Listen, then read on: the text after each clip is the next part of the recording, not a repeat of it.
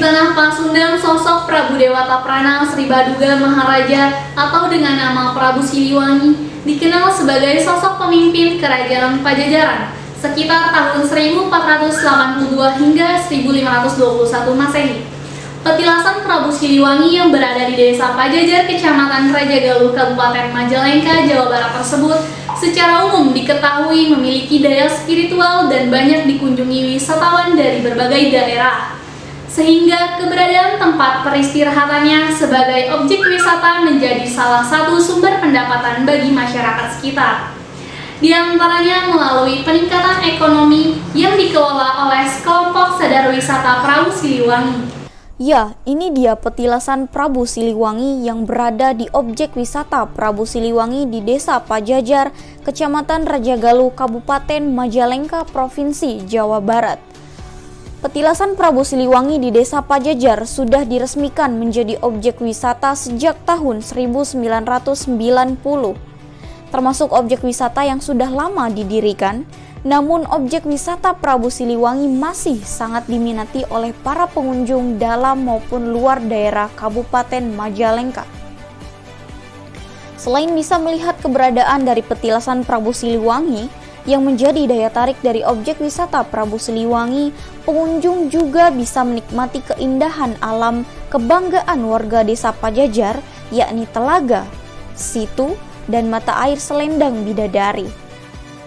Tak hanya itu, pengunjung juga bisa sambil bercengkrama dengan satwa monyet yang ada di objek wisata Prabu Siliwangi tersebut.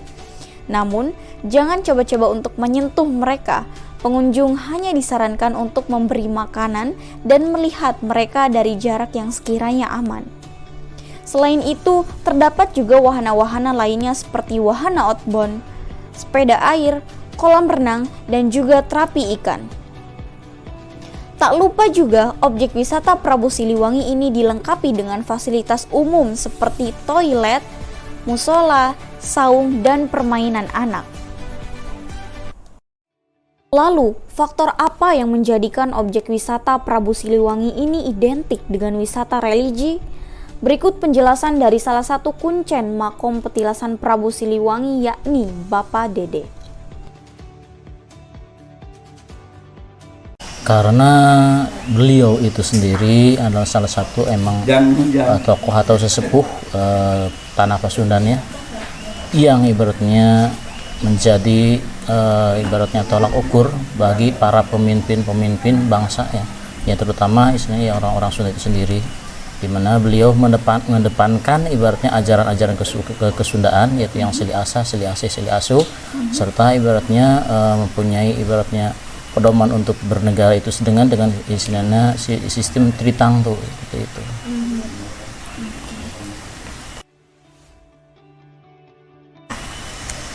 Disebut wisata religi karena di sini lebih dominan kepada wisata ziarahnya ya, ataupun istilahnya untuk orang-orang berziarah ataupun kepada keagamaannya. Di samping ibaratnya wisata yang lainnya kan itu, tapi lebih cenderung itu ke wisata religinya ataupun wisata keagamaannya kan itu, dengan melakukan ziarah ataupun ibaratnya ya ritual-ritual lainnya seperti itu.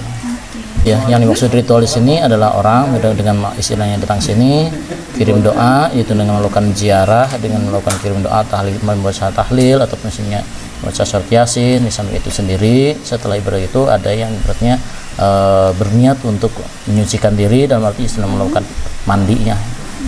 Walaupun misalnya nggak ada mandi khusus sih ya, cuman ya mandi aja, yang penting niat kita untuk bersuci seperti itu.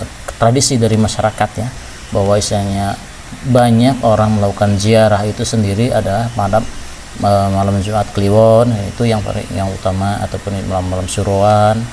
Di samping itu kan itu mungkin ada faktor lain, yaitu faktor ibaratnya libur ya, seperti hari Minggu ataupun tanggal-tanggal merah, itu banyak yang datang berziarah mungkin karena faktor keluangan waktu seperti itu. Dalam arti beliau memang sudah ibaratnya percaya, yakin bahwa tokoh itu sendiri adalah tokoh yang patut dan layak untuk dihormati, untuk kita ibaratnya ziarahin ataupun istilahnya kita angkat junjung ya, karena ada mencantum junjung martabat dan derajatnya beliau, karena memang seorang yang istilahnya raja yang adil, yang istilahnya benar-benar mencipta atau perluas asih kepada rakyatnya. Nah, yang orang yang datang ke sini kebanyakan memang sudah misalnya punya paham seperti itu.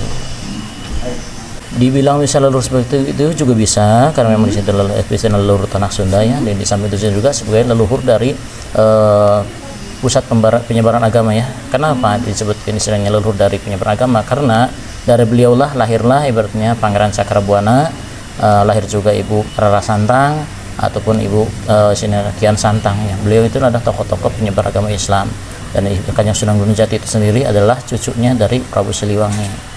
Makanya berarti orang boleh istilahnya ibaratnya begitu mengagungkannya, begitu menghormatinya, karena selain dari tokoh ibaratnya dan budaya, juga beliau adalah tokoh agama dan seperti itu. Sebenarnya ajaran ataupun paham Prabu Siliwangi itu yang lebih dominan itu sendiri itu yang difilsafatkan dalam silih asah, silih asih, silih asuh ya. Silih asah, silih asih, silih asuh itu sendiri itu silih saling mengasihi ya. Silih asih itu saling mengasihi, silih asah itu selalu ibarat saling menasehati ya. Dan silih asuh itu saling membimbing. Itu yang ajaran yang diajarkan oleh beliau itu, yang istilahnya diturunkan kepada cucunya pun yang sampai sekarang istilahnya sering digaungkan ini adalah ajaran seperti itu. Sambil sendiri juga istilahnya paham juga ibaratnya kujang ya. Kujang itu juga itu bukan hanya sekedar pusaka, itu adalah filosofi ya. Itu filosofi ajaran daripada beliau sendiri. Yang kujang itu sendiri adalah artinya adalah kukuh kepada janji. Ia memegang teguh kepada janjinya. Janji kepada dirinya, janji kepada keluarganya, kepada lingkungannya, kepada negaranya, dan kepada Yang Maha Kuasa. Seperti itu. Tujuan saya yang itu aja, yaitu untuk tetap ibaratnya mengamalkan, juga ibaratnya meneruskan perjuangannya beliau, yaitu untuk menegakkan silih asah, silih asih, silih asuh seperti itu. Jadi untuk tetap ibaratnya menjaga budaya leluhur kita, yaitu budaya dari leluhur kita pun itu jangan sampai punah dan terkikis oleh istilahnya perubahan zaman seperti itu.